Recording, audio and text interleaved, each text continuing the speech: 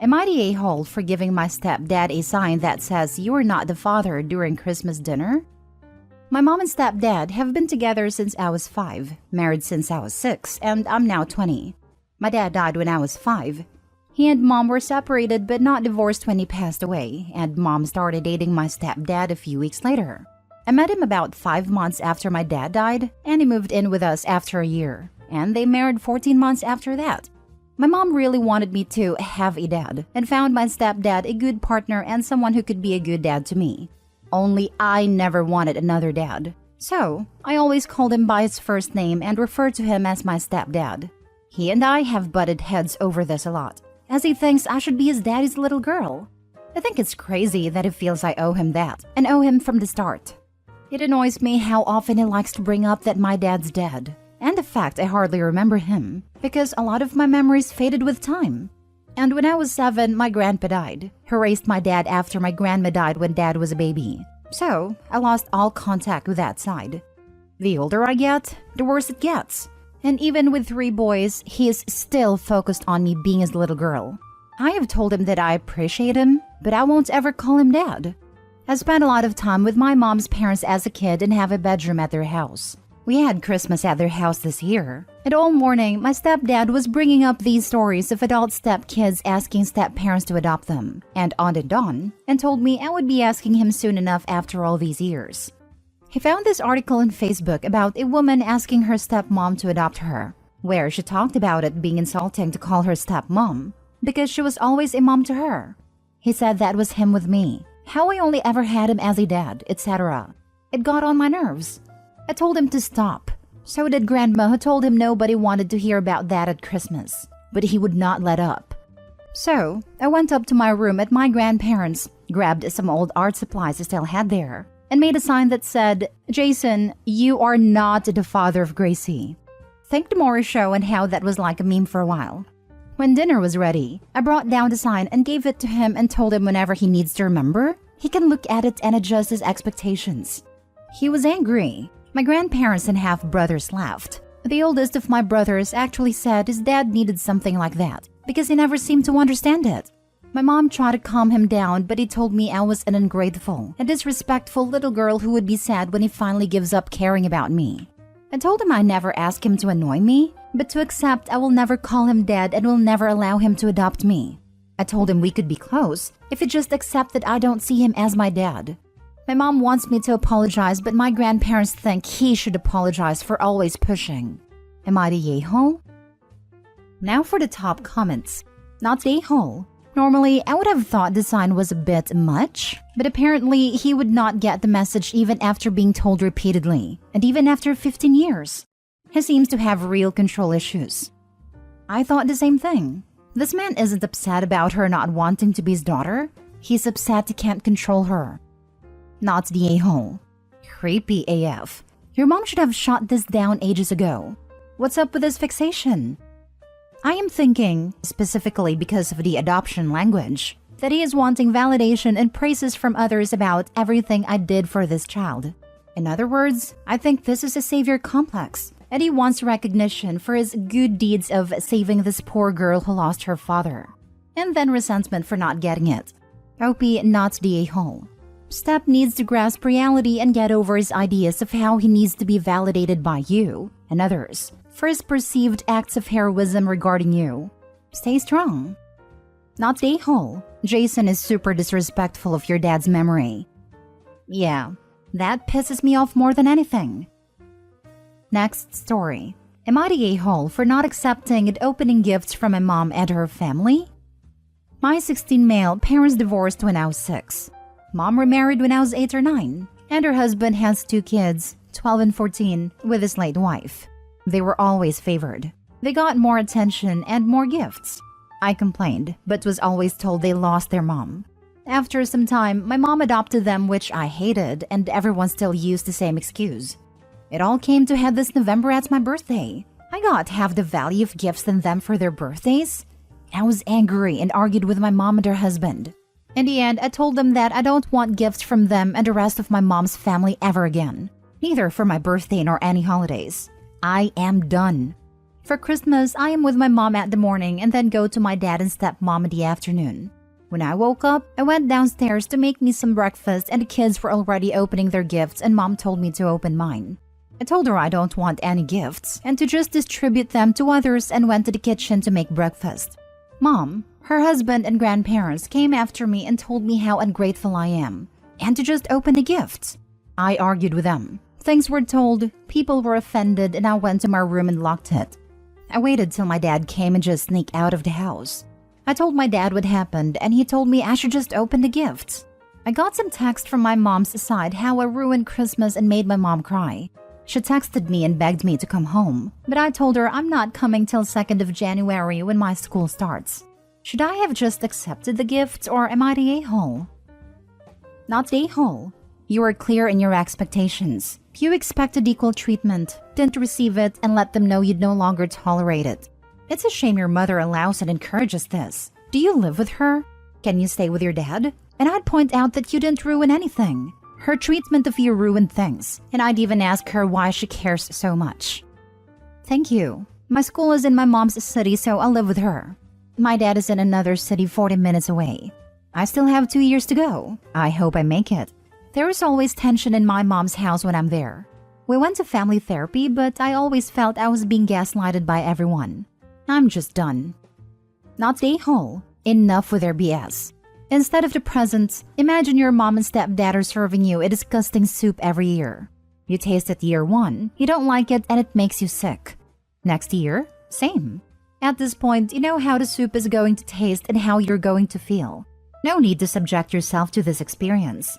Your mom crying is really funny to me, and the fact that she says you're ruining Christmas by not tasting their disgusting soup is sick.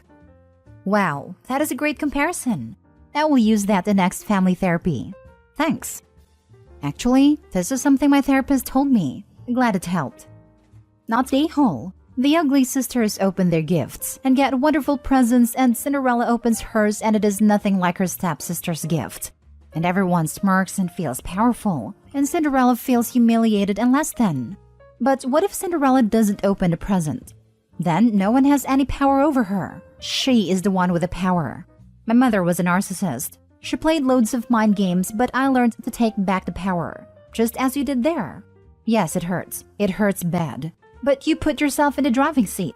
You didn't ruin Christmas. You just drew a line in the sand. You just told them you are not putting up with the nonsense anymore. It is hard to enforce that as a minor, so good luck. Don't let people bully you into being the victim. Am I the a-hole for giving my wife's Christmas present to my sister? My sister is back with us at the moment and been living with us since October because of ongoing divorce with her husband.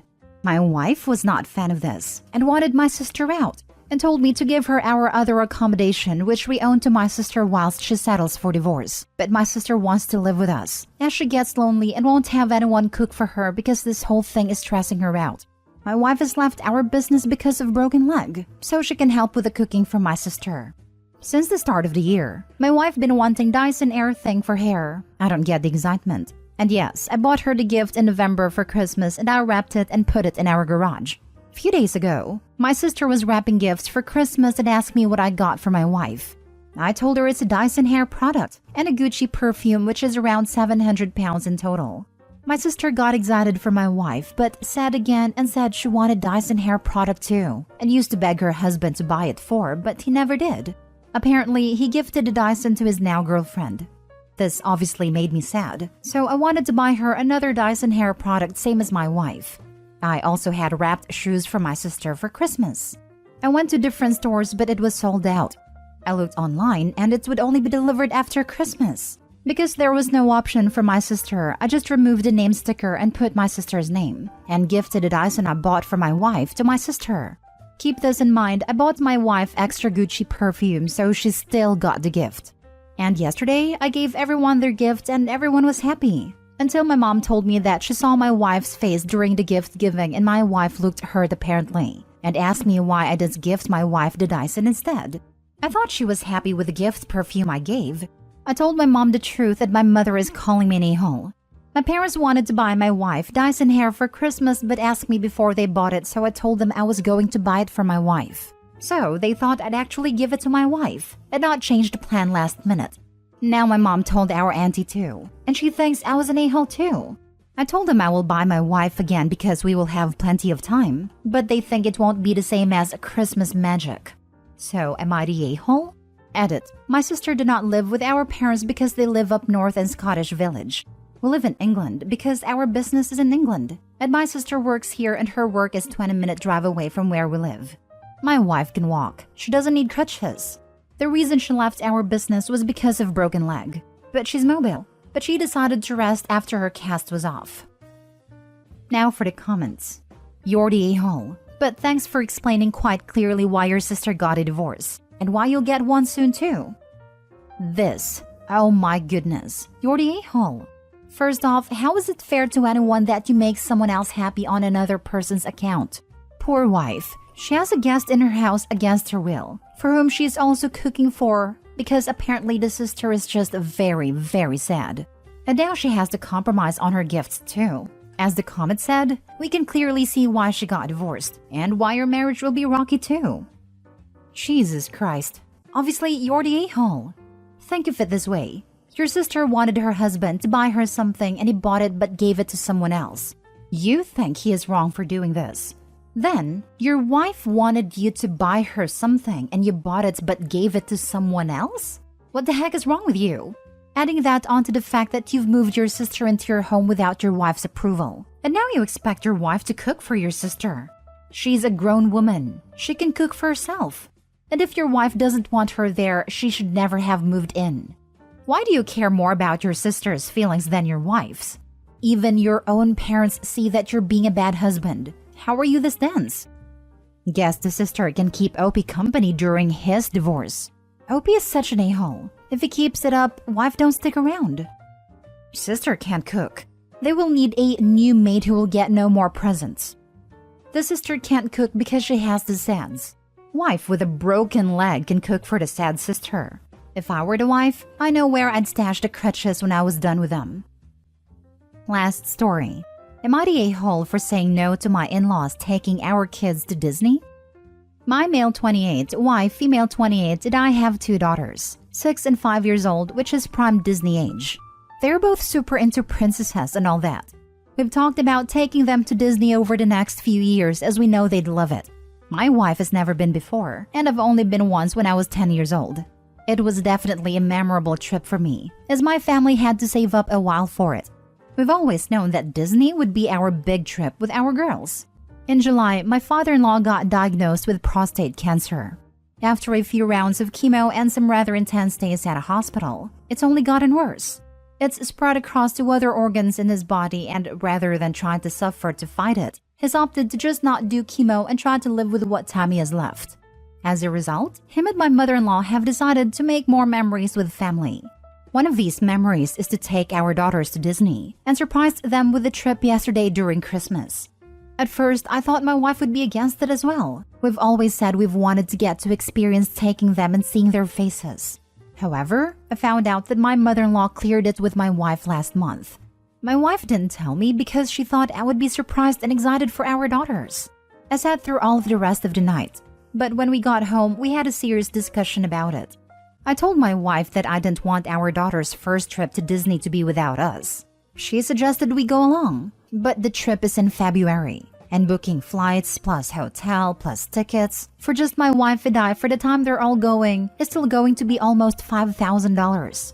I told my wife that we have to talk to her parents to decline the trip, but my wife is saying that I'm being selfish and heartless by robbing our daughters of this experience and robbing them of a core memory with my father-in-law before he passes.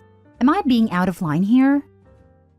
You're the a-hole. Your wife is right. I understand your disappointment in not being the first to take your kids to Disney, but these are special circumstances. Their grandfather / your wife's father is dying and wants to create memories with his grandchildren that will last once he is gone. It's small-minded and selfish to take that opportunity away from him and your children, just so you can be the first to have the experience with them. Do you think if you do this, your wife and daughters won't resent you for what you are taking away from them to satisfy your own selfish need? If you do this, remember, someday your daughters will be adults, and think about how they will look back on this and what they will think about you. It's Disney. They will light up every time regardless of being the first trip. Also, what they get out of it will change as they get older. Right now, it's probably all about princesses. When they're a little older and bigger, it's maybe all about the rides they can now ride. You're the a-hole. Don't take this incredibly thoughtful and meaningful gift away from your children, especially when it is a chance to create some core memories with a grandfather who doesn't have much longer to live. Take it from someone whose grandfather also died when I was young. These are the kinds of memories they will cherish. It would be incredibly selfish to take this away from your children, and also from your wife. This is her father who is dying, and she probably wants this for your kids more than you know. Either figure out how to make this trip work, or take them again when you can afford it. Guaranteed they will love a return trip, and likely wouldn't have gotten to see all of it the first time, so it will still be a magical experience. The kids will appreciate it so much more when they are 9 and 10. Plus, it will trigger lovely memories of a special time with their late grandfather.